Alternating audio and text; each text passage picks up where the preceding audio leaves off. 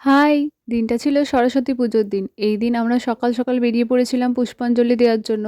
তবে আমাদের না পুষ্পাঞ্জলি দেওয়া হয়নি। কারণ আমাদের আরও একটা জায়গায় যাওয়ার ছিল। কোথায় জানো? মায়াপুর।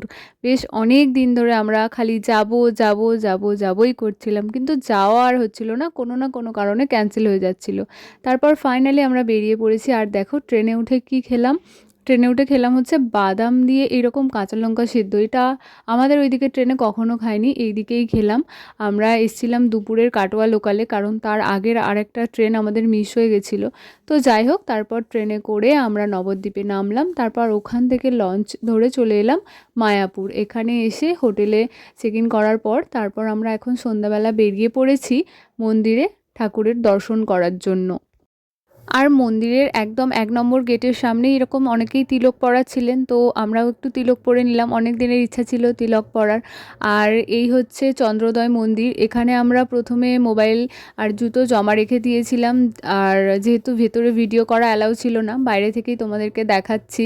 আর দেখো একদম মন্দিরের মাথার উপর চাঁদটা উঠেছে, কি অসাধারণ দেখতে লাগছে, তাই না?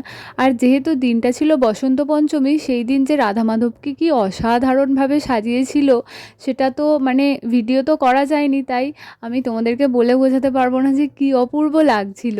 আর তারপর রাত্রেবেলা আমরা এখানে গদা ভবনে খাওয়ার জন্য টিকিট কেটে নিয়েছিলাম। এখানে আমরা সকলে প্রসাদ খেয়ে নিলাম, যার স্বাদ ছিল অসাধারণ। এখানে বসে প্রসাদ খাওয়ার অনেক অনেক দিনের ইচ্ছে ছিল, সেটাও পূরণ হলো। আর এর পরের দিন আমরা কি করলাম সেটা আমি তোমাদের সঙ্গে নেক্সট একটা পার্টে শেয়ার করব। আজকের মতো ভিডিওটা এটুকুই। ভালো লাগলে লাইক আর সাবস্ক্রাইব করে দিও। রাধে রাধে।